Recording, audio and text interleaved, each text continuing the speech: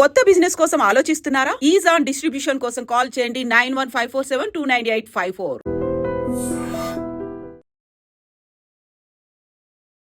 నమస్కారం, welcome to I dream. ధర్మ మార్గం విత్ విజిత కార్యక్రమానికి స్వాగతం.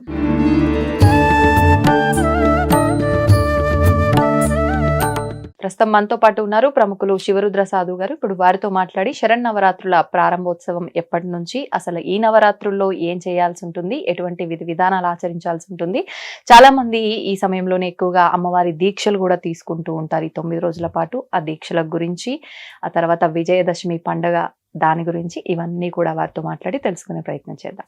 నమస్తే అండి. నమస్కారం అమ్మా. అయితే మనకు ఇప్పుడు శరన్నవరాత్రులు ప్రారంభం కాబోతున్నాయి మరికొద్ది రోజుల్లో. ఈ నవరాత్రుల అనంతరం మనం విజయదశమి పండుగను కూడా జరుపుకుంటూ ఉంటాం. ఈ నవరాత్రుల్లో ముఖ్యంగా కొంతమంది దీక్షలు వేస్తూ ఉంటారు ఈ 9 రోజుల పాటే. కొంతమంది ఏమో అంటే ఇంట్లో అమ్మవారిని ఒక్కొక్క రోజు ఒక్కొక్క రూపంగా ఆరాధిస్తూ ఉంటారు. అసలు ఏంటి ఈ విధానం, ఎందుకు వచ్చింది అంటే చెప్తూ ఉంటారు రాక్షస సంహారం అమ్మవారు చేసింది, దానికి గుర్తుగానే మనం ఈ విజయదశమి కూడా జరుపుకుంటున్నాము అని చెప్పి. అది ఎంతవరకు వాస్తవం, అసలు ఆ కథ ఏంటో వివరించండి. ప్రపంచం తెలుసుకోవాల్సిన గొప్ప విషయం ఏంటంటే అమ్మా, ముఖ్యంగా భారతీయులు ఛత్రపతి శివాజీ గారికి మనం కృతజ్ఞత. దసరా భవానీ మాల, భవానీ పండగ ఈరోజు వీధిలోకి రావడానికి ముఖ్య కారకుడు ఆ వీరుడు. ఆయన గారు 15వ శతాబ్దంలో అమ్మా కొన్ని ప్రాంతాల ప్రయాణం అనుకోండి, మీరు బాగా గమనించండి, భవానీ మాత అని ఆయన పూజించేవారు. ఇది ఓవరాల్గా తెలుసు అందరికీ. ఛత్రపతి శివాజీ అని అంటే జై భవానీ జై భవానీ అంటారు. ఇప్పటికీ కూడా నార్త్ సైడ్ తీసుకుంటే జై భవానీ అని అంటారు ఎక్కువ శాతం. మనం మాలలు వేస్తేనే అంటాం భవానీ మాత అని. ఛత్రపతి శివాజీ గారి గురించి ఒక మాటలో గొప్పతనం చెప్పడానికి రాదు. ఎందుకంటే ఆయన ఎన్నో ప్రయత్నాలు, ఎన్నో ఎన్నో ఎన్నో ప్రయాణాలు చేసి గొప్పగా ఈరోజు మీరు నేను అందరం ఒక ఆలోచనతో ఉండగలిగినాం. మహాయుద్ధం జరిగే సమయంలో ఛత్రపతి శివాజీ గారిని చాలా మంది అడ్డుకున్నారు. అప్పుడమ్మ మన మీద చాలా దండయాత్రలు జరిగాయి. కలకత్తా కాళీ గుడిని మీరు గమనించాల్సిన ప్రశ్న, అష్టాదశ శక్తిపీఠాల్లో అమ్మ నాలికబడ్డ ప్రాంతం అది శక్తిపీఠం. సమయం లేని సమక్షం కాబట్టి నేను 18 శక్తిపీఠాల వివరణ ఇవ్వట్లేదు. 18 శక్తిపీఠాల వివరణలో మన పౌరుషం కనబడుతుంది, శక్తిపీఠాలు కాదు అది. మీరు బిలీవ్ చేస్తారా? దసరా ఈరోజు మీరు మేము మనందరం ప్రశాంతంగా చేసుకుంటున్నాము అనంటే శక్తిపీఠాల పుణ్యం. ఎందుకంటే అమ్మా జగద్గురు ఆదిశంకరాచార్యులు కాలినడకన తిరిగి తిరిగి తిరిగి తిరిగి అమ్మని ఊరూరా ప్రతిష్టాపన కార్యక్రమాలు చేసి నీ ఆశీర్వాదం ఇవ్వాలమ్మా, నీకోసం 100 మంది దుష్టులుంటే ఒక్కరిద్దరు శిష్టులు ఉంటారు, కాబట్టి మీరు వారి కోసం అన్న ఉండాలి, నిజమైన సౌభాగ్యవతుల కోసం మీరు ఉండాలి అని అమ్మ దగ్గర ఒక ప్రమాణాన్ని తీసుకున్న తర్వాత అమ్మ సుభిక్షతను కాపాడుతుంది. అందుకే మన దగ్గర మాంగళ్యాన్ని మొక్కుతారు, ఎందుకంటే జగన్మాత దానికి కారణం. అందుకే మన దగ్గర కాళ్ళు మొక్కుతారు, ఎందుకంటే ఆవిడ ఈ రోజు మనందరం మంచిగా ఉండడానికి ఒక ఊరినిచ్చింది అనేది ఒక ప్రత్యేకతలు. శివాజీ గారు ఏం చేశారంటే అమ్మ, ఛత్రపతి శివాజీ గారు ఆయన గారు యుద్ధం చేస్తున్న సమయంలో కలకత్తా ప్రాంతంలో కూడా దండయాత్రలు జరిగి అమ్మవారి విగ్రహాల వివరణలో కొంచెం బలహీనపడే అవకాశాలు కనబడ్డాయి. అంటే దండయాత్రలు ఏం చేస్తారమ్మా, గులగొట్టుడు లేకపోతే ఇంకేది చేసుడు, ధ్వంసం చేసుడే కదా. ఇలాంటి దాన్ని ఛత్రపతి శివాజీ గారు పునర్ప్రారంభించారు. ఎలా ప్రారంభించారు చూడండి, మీరు బిలీవ్ చేయరమ్మా. ఛత్రపతి శివాజీ గారి యొక్క పుస్తకం ఒకవేళ మనం చదివినా, హిస్టరీ చదివినా, స్వయముగా భవానీ మాతనే ఖడ్గం ఇచ్చిందంట ఆయనకి ప్రత్యక్షమై. మనం గమనించాల్సిన ప్రశ్న, ఈ రోజుల్లో దేవతలు ప్రత్యక్షమవుతారా స్వామి? కొంతమంది అడుగుతారు వరాలు ఇస్తారా అని అంటే, లైవ్ ఎగ్జాంపుల్ ఛత్రపతి శివాజీ గారు. ఆయన నెత్తి మీద ఏం పెట్టుకుంటారు చూసారా? ఇలా నెత్తి మీద ఒకటి ఉంటుంది ఆయన గారికి, ఒక వజ్రం లాంటిది, ఒకటి ముత్యాల హారం ఉంటుంది కదా, దాని కింద ఏముంటది గమనించాలి మీరు. దాని కింద ఆయనకి సిగ ఉంటది, సిగ కొప్పు.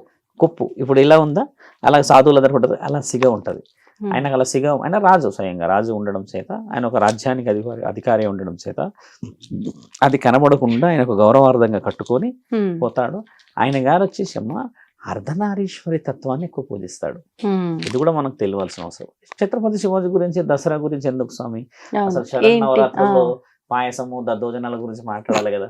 ఈ శివరుద్ర సాధు పోతాడు ఎటో పోయిండిగా కలకత్తా పోయిండి అనుకుంటారు చూసేవాళ్ళు. వాళ్ళకి తెలియాల్సింది ఏంటంటే ఈ రోజు ఇది మన పండగ, మన పూర్వీకుల నుంచి ఛత్రపతి శివాజీ గారు గొప్పగా అక్కడ ఆ గుడి విషయంలోకి వెళ్ళి గుడిని గెలిచి ఆ గుడిలో అమ్మని ప్రతిష్టాపన కార్యక్రమాలు చేసి ఊరూరా జై భవానీ అని గట్టిగా ఇక పైన అమ్మని వీధిలోకి తీసుకొచ్చి పెట్టి 9 రోజులు అంగరంగ వైభవంగా నా తల్లి శరన్నవరాత్రులను నేను యావత్ ప్రపంచానికి చూపిస్తా అని ఆయన యొక్క ఖడ్గాన్ని తీసుకొని అక్కడ గుర్రం నుంచి బయలుదేరిన మహావీరుడు.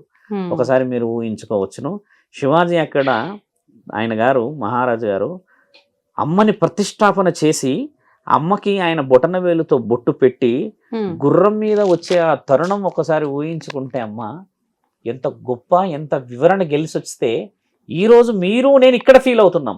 ఛత్రపతి శివాజీ మన చుట్టమైతే కాదు, మనకైతే తెలియదు, వాళ్ళ కుటుంబాలు ఉన్నారు, కానీ చూసారా ఆ పౌరుషం ఎంతటి గొప్ప, అది ఆ దేవత గొప్పతనం. కాబట్టి ఆ దేవత అనుగ్రహం ఇక్కడ ఉంది, ఇప్పటికి మీకు నాకు ఉన్నది అని అంటే ఆయన గారికి మనం ఎప్పటికీ కృతజ్ఞత. చాలా మందికి తెలియాలని చెప్తున్నాం, శివాజీ గారు ఏం చేశారు, దండయాత్రలు చేశారంట, అది చేశారంట. ఆయన ఎన్నో మరాఠా సామ్రాజ్యం మీద నుంచి ఎన్నో చేశాడు. అలాంటి వాళ్ళు పుట్టారా మళ్ళీ? కానీ వారసత్వాన్ని కొనసాగిస్తున్నాం మనందరం. చాలు, ఒకటే చాలు. ఇప్పటికీ 500-600 సంవత్సరాలు అయింది, పండగ పాటిస్తున్నాము, వీధిలో పెడుతున్నాముగా, నేను పెడుతున్నాను కదా. ఇలా చరిత్రలో ఒక ఘట్టం పండగ పుట్టుక. ఈ విధంగా మీరు అన్నట్టుగా ఇంత అంగరంగ వైభవం ఎందుకు వచ్చింది స్వామి అనడానికి, జగన్మాత తండ్రి మాట వినకుండా పోయినందుకు, అక్కడ కొన్ని విశేష వివరణలను స్వీకరించినందుకు, అక్కడ ఉన్న అగ్నికి ఆహుతి అయిన తర్వాత అష్టాదశ శక్తి పీఠాలు ఏర్పడతాయి. ఏర్పడిన దాంట్లో అమ్మ ఎక్కడెక్కడైతే అమ్మవారి యొక్క శక్తి పీఠాలు పడ్డాయో అక్కడ నుంచి ఈవెన్ పాకిస్తాన్లో కూడా అమ్మవారి యొక్క పండగ చేస్తారు. కావాలి అని అంటే మీరు హింగిలాజ్ దేవి అని అందులో కొట్టి చూడొచ్చు. హింగిలాజ్, పాకిస్తాన్ హింగిలాజ్ దేవి అమ్మ యొక్క పూజ విశేష వివరణ మంచిగా చేస్తారు. అక్కడ మన కొంతమంది భారతీయులు అడవి మార్గానో పడవ మార్గానో ఫ్లైట్ మార్గానో పోయి కొన్ని పూజలు చేసి వస్తారు. ఎవరేం అడ్డుకోరు అక్కడ, వాళ్ళు వీళ్ళు ఎవరు అడ్డుకునే వాళ్ళు ఉండరు. కొన్ని ఉన్నాయి అలాగా, అడ్డుకునేది అదొక గ్యాంగ్ ఉంటుంది, అదొక వేరే విషయం, కానీ అలా పూజలు చేసి వస్తారు.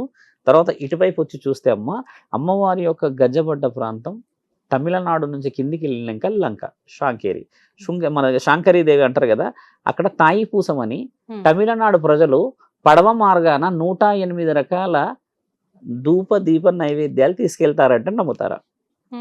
108 రకాలు ఇప్పటికి తీసుకెళ్తారు వాళ్ళు. 108 రకాలు చేసి ఓపిక నవరాత్రుల సమయంలో వాళ్ళు చేసేది మళ్ళీ మార్చిలో చేస్తారు ఈ పండగ. కానీ ఇప్పుడు అమ్మవారి యొక్క శక్తి పీఠాల గురించి మీరు చెప్తున్న నవరాత్రుల గురించి ఏంది అని అంతరార్థానికి వస్తున్నాను నేను.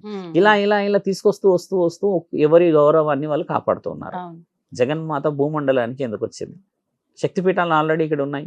తర్వాత ఎన్నెన్నో ఉన్న విశేషాలు ఉన్నప్పుడమ్మా మహిషాసురుడు తీవ్ర తపస్సు చేసి ఒక వరాన్ని పొందుతాడు, విర్రవేగే వరాన్ని.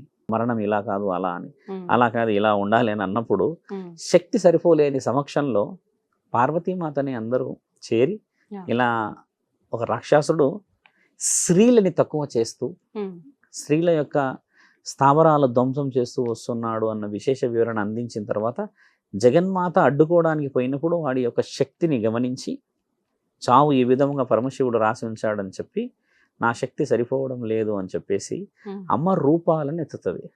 గమనించాల్సిన ప్రశ్న ఏంటంటే అమ్మ అగ్గిలో పుట్టి ఉంటుంది. పార్వతీమాతను చూడండి, అగ్గి రూపం ఉంటుంది. అమ్మని అఖండ జ్యోతి అని అంటారు, అగ్గిలో పుట్టిన దేవత అంటారు కదా. అమ్మ ఆ రూపంకి బరువు తీసుకురావడానికని 9 రూపాలు తీసుకొస్తుంది. 9 రూపాలు కూడా అమ్మ చాలా చక్కగా తీసుకొస్తుంది. మళ్ళీ బాల త్రిపుర సుందరి దేవి. బాల త్రిపుర సుందరి దేవి అంటే అమ్మ పుట్టింది అని అర్థం, ఒక రాక్షస సంహారం.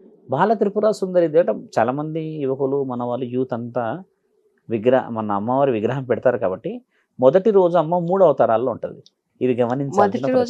మొదటి బాల త్రిపుర సుందరి ఉండి అప్పుడు మనం అమ్మకి చాలా చిన్నగా క్లాత్ అంటే సగం హాఫ్ శారీ అంటాం కదా, అది కట్టిన తర్వాత యవ్వన త్రిపుర సుందరి మధ్యాహ్నం, వృద్ధాప్య త్రిపుర సుందరి 3 రూపాయలు ఉంటాయి మొదటి రోజు.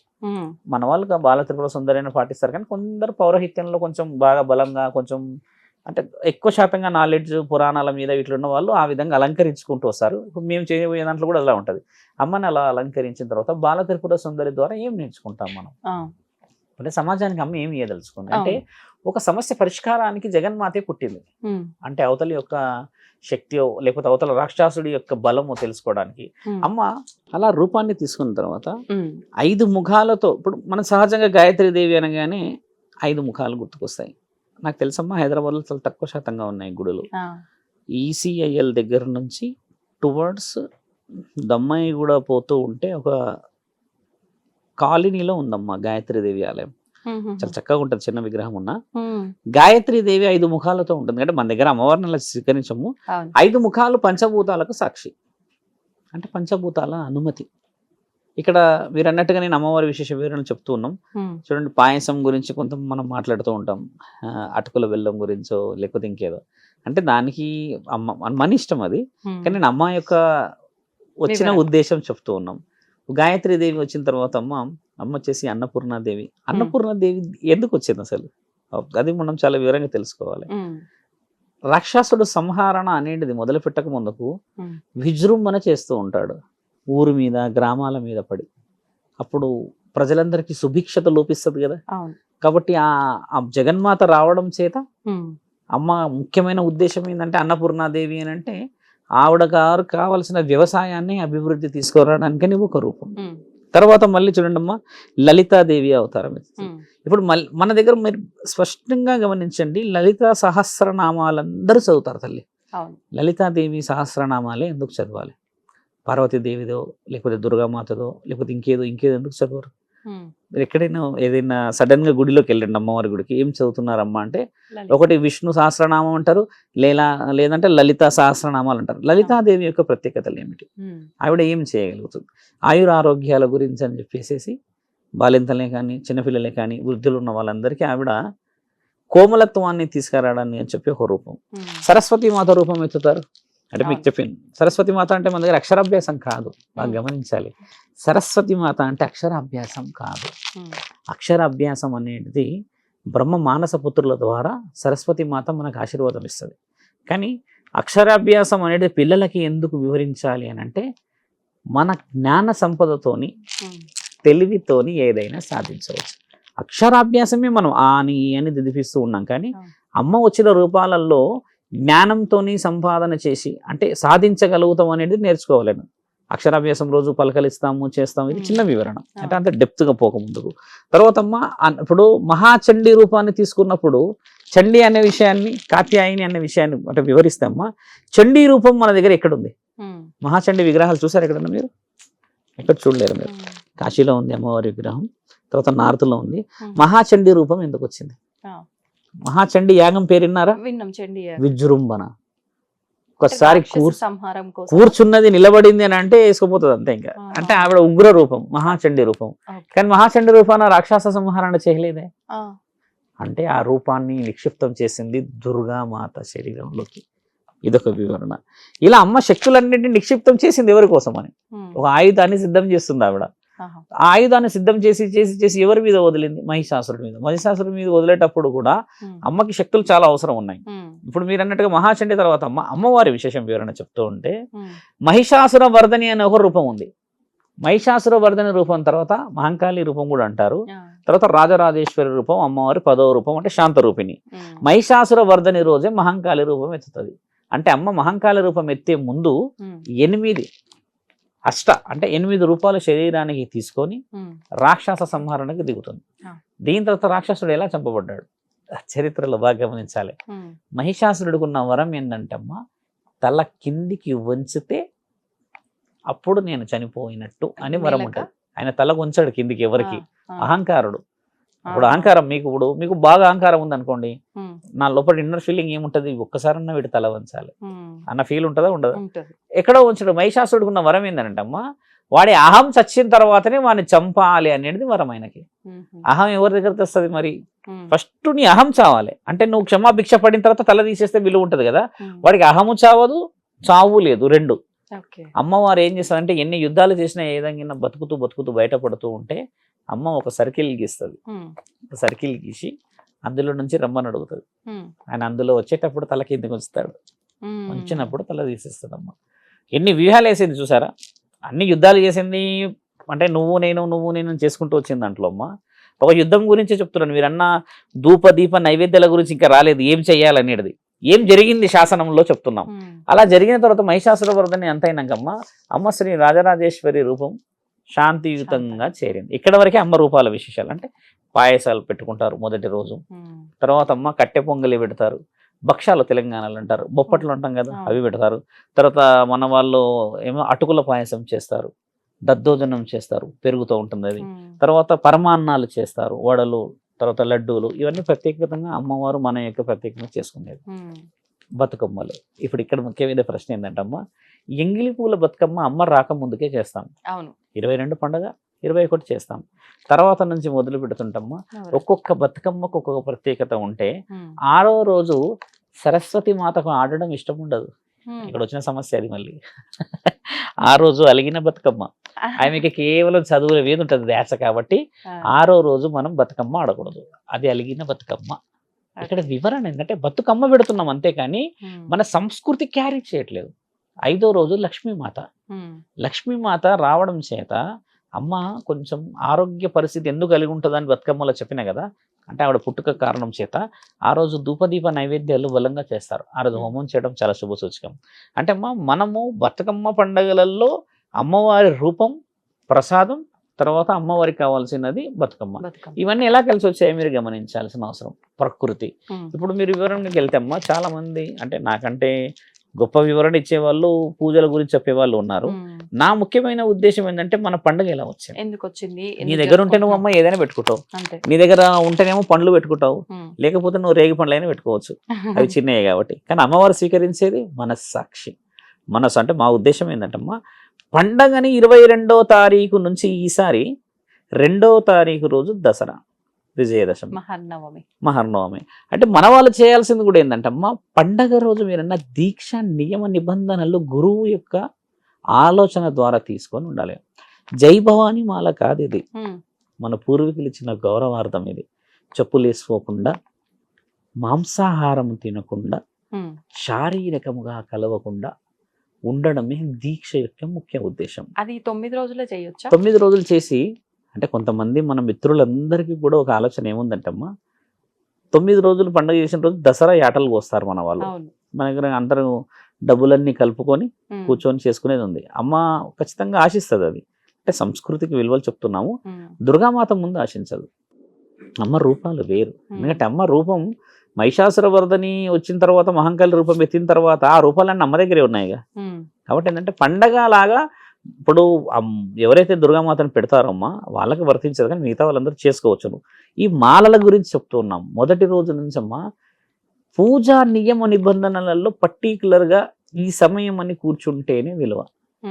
మాలలు వేసుకొని మన వాళ్ళందరూ పనికి వెళ్తారు, ఎందుకంటే తప్పదు. ఆడవాళ్ళే ఎక్కువ వస్తారు చూడండి భవానీ మాలలకు అమ్మ. చాలా మంది ఫోన్లు చేసి చెప్తున్నారు. నేను మాల విషయంలో ముందుకు వస్తాను. నేను ప్రకటన కూడా ఇచ్చారనమాట. ఈ భవానీ మాలలు ఈ రోజు ఇలా చేసుకోవడం, ఇలా ఒక గురు బలం. వీళ్ళు 22వ రోజు వేయాలి, అమావాస్య కదా. 22 ఉదయం 5:30కి మంగళ స్నానాలు ఆచరించేసి ఇంట్లో కులదైవం వెలుపులను పూజించి, దుర్గామాతని ఇంట్లో ఉండి పూజించుకునే వాళ్ళు కూడా ఉన్నారు. కాకపోతే ఏంటంటే వీధిలో ఎక్కడో ఒక దగ్గర అమ్మవారి యొక్క విగ్రహాన్ని పెట్టి ఉండడం చేత సమయం అక్కడే గడపడం చాలా మంచిది. మహాచండీ యాగం చేస్తుంటారు. తర్వాత మన వాళ్ళు చేసే యాగాల్లో కూడా ఒక యాగాన్ని ఖచ్చితంగా పాల్గొనాల్సిందే. ఇప్పుడు సాధువులు, గురువులు, పూజలు వీళ్ళందరూ చెప్పేది ఏంటంటమ్మా, అమ్మవారే మన వీధిలోకి వచ్చేసింది కదా. వచ్చినప్పుడు పూజించడం వల్ల మనకు జరిగే అభివృద్ధి ఏంటంటమ్మా, ఎప్పుడో ఉన్న కొన్ని పెండింగ్ వర్క్స్ అన్ని ఇన్యాక్టివ్ నుంచి యాక్టివ్ అవుతాయి. అమ్మ నువ్వు మాల ఎందుకు వేసుకుంటావు, అందరు వేసుకోరు కదా తల్లి. కొంతమంది వేసుకుంటారు, వాళ్ళు ఒక నియమంతో చేస్తారు. ఎవరైతే పర్టికులర్గా 9 రోజులు కావాల్సిన విధంగా కోరుకొని వేస్తారమ్మా, వాళ్ళ కోరిక ఖచ్చితంగా తీరుతుంది. లేకపోతే ఆ రోజు నుంచి ఈ రోజు వరకు మాలలు వచ్చేటియా? దాంట్లో బలం ఉందనే వచ్చింది కదా. అంటే ఆ బలం ఇప్పుడు తగ్గిందని అంటున్నాం మేము. హర్బాటం కోసం వేసేది కాదు కదా మాల. ప్రతిరోజు కాళ్ళకి పసుపు ఉండాలి ఆడవాళ్ళకి, చిన్న పెద్ద ఎవరైనా సరే. ఇప్పుడు ఒకవేళ మాల ఇదంతా కాదు, మేము మామూలుగా నియమాలు పాటిస్తూ పూజ చేసుకుంటాం అంటే ఎలాంటి నియమాలు పాటిస్తూ? అంటే ఇప్పుడు చూడండి, ఇప్పుడు నియమాలు మీరు మాల వేయకపోతే అనడానికి ఉండదు. ఇప్పుడు అమ్మ వచ్చినా అమ్మ రాకున్నా మీరు నియమాలు పాటిస్తారు, అంతే కదా. But you should be good ఒక స్టూడెంట్ లాగా ఉండాలి కదా. కాబట్టి నువ్వు కనబడాలన్నా వద్దా, ఇప్పుడు నువ్వు కనబడింది మరి జగన్మాత కూడా నిన్ను కొన్ని ఆశీర్వాద బలాలకి అరే నా బిడ్డ మాలేశాడు ప్రతి అలా నువ్వు కనబడినా కనబడకున్నమ్మా అమ్మ రక్షణలో మార్పు రాదు. కానీ మార్పు ఎక్కడొస్తుంది అంటే అమ్మా సొసైటీకి నీలో ఉన్న ఒక ఆధ్యాత్మికను చూయించే మార్గం అది. ఇది వేయాలని ఎందుకన్నారు ఎరుపు రంగు? మరి ఇప్పుడు నిన్నగాక మొన్న వినాయకుడు వెళ్ళిందమ్మా, ఇంట్లో కూడా పెట్టుకోవచ్చు, వీధిలోనే ఎందుకు? మరి మనం చూయించడానికే పెట్టాం. అప్పట్లో బాలగంగాధర్ తిలక్ అని మనం ఇక్కడే చెప్పుకున్నాం, మాట్లాడినాం. ఇప్పుడు శివాజీ గారు ఆ రోజు ఈ రంగు ఇచ్చారు, ఈ విధంగా ముందుకు పోవాలంటే అమ్మా ఎరుపు రంగు కుంకుమకి ప్రతీక. ఎరుపు రంగు కాదు మనం వేస్తుంది, ఎరుపు రంగు కుంకుమ ఎక్కడ పెడతారు? సహజంగా ఆలోచించండి, కుంకుమ ఎక్కడ పెడతారు? ఆడవాళ్ళైనా మగవాళ్ళైనా నుదుట అంటే ఇక్కడ ఇక్కడ కనుక పెడతారు. మన ఆత్మగౌరవం అది. కాబట్టి ఆ రంగుని ఎన్నుకోబడ్డాం మనం. అలా ఎన్నుకున్న తర్వాత జగన్మాతకి ఇచ్చే విలువ ఏంటంటమ్మా దీక్ష నియమ నిబంధనలు ఎందుకు చెప్తున్నామనంటే ఒక కోరికతో వేసుకుంటావు. కొందరు ఇల్లులను లేకపోతే ఇంకొందరు ఏదో అంటారు కదా, మీరు అన్నట్టుగా పాటించిన కొందరు మాలలు వేసుకోకుండా సహజ సిద్ధంగా నేను ఉన్నాను స్వామి అని అన్నా కూడా మా ఆశీర్వాదం. కానీ ఆ 9 రోజులు ఖచ్చితంగా ఉండాలనేది మన కోరిక. అలా ఉండకపోతే ఏమీ జరగదు, ఉంటే ఏం జరుగుతుంది అనేది మనకు తెలుసు. ఒక హోమంలో కూర్చొని ఊరికి కొబ్బరికాయ కొట్టేసేదానికి తేడా లేదు తల్లి. నీ మనసు ఎన్ని రియాక్ట్ అవుతుంది, నీ న్యూరో సిస్టమ్స్ ఎన్ని రియాక్ట్ అవుతాయమ్మా ఆ సమయంలో. కొబ్బరికాయ కొట్టే పద్ధతిలో చూడండి, ఒక అమ్మ నాకు నిన్న వాయిస్ మెసేజ్ ఏం పెట్టిందంటే, గర్భంతో ఉన్నప్పుడు ఇప్పుడు దుర్గామాతలు పెడుతూ ఉన్నాం కదా స్వామి, నేను వెళ్ళవచ్చా, బతుకమ్మలు ఆడవచ్చా, కొబ్బరికాయ కొట్టవచ్చా అని అన్నది. ఇప్పుడు గర్భం ఏంటంటమ్మా 4 నెలల వరకే కాపాడాలి. 4 నెలల తర్వాత తల్లి బిడ్డలు ఇద్దరు కాపాడుకోవాలి. 4 నెలల వరకే తల్లి బిడ్డను కాపాడాలి. ఎందుకంటే అప్పటి వరకు మిజుడ్ క్యారేజెస్ లేకపోతే ఆపరేషన్స్ అట్లాంటివి కావు. ఆఫ్టర్ 5 months 4.5 months తర్వాత ఏమవుతుందంటే తల్లి బిడ్డ ఇద్దరు సురక్షితంగా ఉండాలి. నీకు ఓపిక ఉంటే పోయి నువ్వు బతుకమ్మ దగ్గర ఆడుకొని రావడం, పూజ చేసుకోవడం, కానీ కొబ్బరికాయ మాత్రం కొట్టకూడదు. ఎందుకు కొట్టకూడదు అనేది శాస్త్రం తెలియాల్సిన అవసరం. ఎందుకని క్వశ్చన్ రేజ్ చేసింది ఆవిడ. కొట్టినప్పుడు ఏమవుతుందంటే అమ్మా బిడ్డ లోపల సెన్సిటివ్ ఉండడం చేత హార్ట్ ఒక్కసారి బ్రేక్ అవుతుంది. వెరీ సెన్సిటివ్ టాక్ ఇది. దీని గురించి శాస్త్రం గొప్పది అవసరం లేదు. ఇలా పట్ మన సౌండ్ వచ్చినప్పుడు న్యూరో సిస్టమ్ ఒక్కసారి యాక్టివ్గా పోయి బిడ్డ యొక్క బ్రెయిన్ హెవీ లోడ్ చేసి హార్ట్ ఫ్రీజ్ అయ్యే అవకాశం. అది వ్యాలిడ్గా గింతున్నాయి ఇప్పుడు కొబ్బరికాయలు. ఇది ఒకప్పుడు పెద్ద కొబ్బరికాయలు ఉండేటిగా దాని లెక్కలు ఇప్పుడు మామూలుగా కొడతలేరు. ఇక ఇటు కొట్టుడు అటు కొట్టుడు, ఇటు కొట్టుడు అటు కొట్టుడు, ముక్కలు ఒక లెక్కతో వస్తలేవు. కాబట్టి పూర్వీకులు ఇచ్చినంత నాడి బలం ఇదంతా. అంతేగాని దానికి అశాస్త్రీయత కాదు. మీరు అడిగిన ప్రశ్నలు ఏంటంటమ్మా, పాటింపు చేస్తే గొప్పతనం నీకే, పాటించి చేయకపోతే గొప్పతనం భగవంతుడికే. అంతే కదా. చాలా మంది యూత్ వేస్తారు. నేను సుమారు నాకు తెలుసమ్మా ఒక 60-70 మంది వస్తున్నారు. వాళ్ళందరికీ వేసి చెప్పేది ఒకటే నియమాలు. మన మనస్సుకు సంబంధించింది పరమాత్ముడు, శరీరానికి సంబంధించి నువ్వు దేహశుద్ధి లేకుండా ఎందరో ఉన్నారు. కానీ వాళ్ళందరి ఇంట్లో డబ్బులు ఉన్నాయి, లక్ష్మీమాత ఉంది అన్నీ ఉన్నాయిగా. దుమ్ము ధూళి ఉన్న ఇంట్లో కూడా లక్ష్మీమాత ఉంది కదా. అంటే అది పూర్వజన్మ ఫలితం. కాబట్టి జగన్మాత రాకక ఎదురు చూడాలి. నవరాత్రుల్లో చేసే ధూప దీప నైవేద్య కార్యక్రమాలు అందరూ పాల్గొనాలి. ముఖ్యంగా యూత్ అందరికీ కూడా చెప్పేది ఏంటంటమ్మా, తెలంగాణలో కాదు భారతదేశం మొత్తంలో దసరా పెద్ద పండుగ.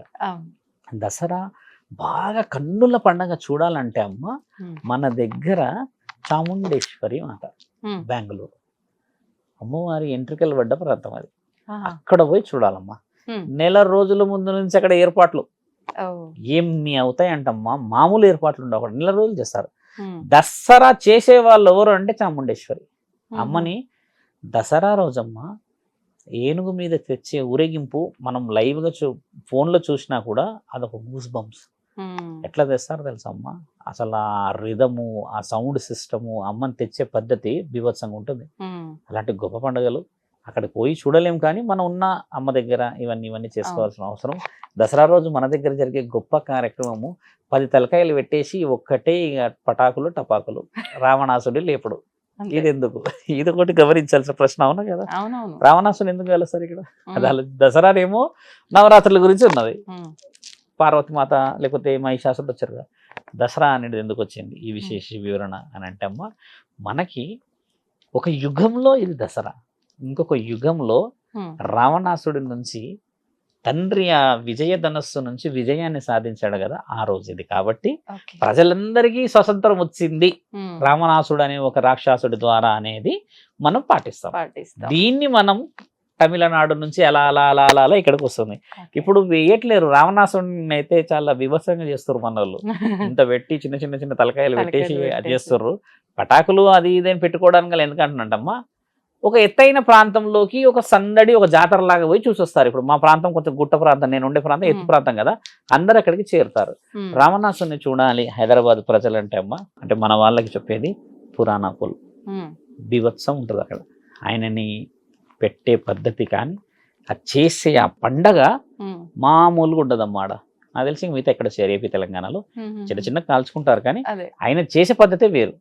గంటన్నర కాలుతాడు, అదొక ఆనందం. ఆ తర్వాత చూసే వాళ్ళకి ఆనందం. అంటే మీరు అన్నట్టు ఏంటంటమ్మా, భక్తి శ్రద్ధలతో పాటు గౌరవాన్ని కూడా సంపాదించాలి. నీ భక్తే ఉంది ఇక్కడ, అదొచ్చిన సమస్య. మరి వేరే వాళ్ళది కూడా భక్తే కదా తల్లి, అది ఎక్కడ పోయింది అంటున్నాను నేను. అవతల వ్యక్తిని గౌరవించడం. ఇప్పుడు విజయదశమి అనగానే మనకి ఈ రాక్షస సంహారము, నవరాత్రులు, మాలలు, వీటన్నిటితో పాటు జమ్మి చెట్టు, పాలపిట్ట, ఇవి కూడా గుర్తొస్తాయి. వీటికి సంబంధం ఏంటండి? అంటే ఇప్పుడు మనం బాగా మంచి ప్రశ్న వేశారు. అసలు దసరాలో ముఖ్యంగా మన వాళ్ళు ఒకరినొకరు ఇచ్చుకుంటారు, అది కాళ్ళు మొక్కుకుంటారు. అవును, పాండవులు ఒక పద్యం చదివి జమ్మి చెట్టు తిరుగుతారు. శమీ వృక్షం అంటారు. జమ్మి చెట్లు వేరే ఉన్నాయి, మన దగ్గర ఇచ్చే ఆకులు వేరే ఉంటాయి అనుకోండి. పాండవులు అంటే జమ్మి చెట్టు ఆకు ఇవ్వరు ఎక్కువ శాతంగా, మన దగ్గర ఇచ్చే ఆకులు కొంచెం వేరే ఉంటాయి. అవి జమ్మి చెట్టు ఏంటంటే చాలా సన్నగా ఆకులు ఉండి ముళ్ళులాగా ఉంటది, ఆ చెట్టు కొంచెం పెడతారు.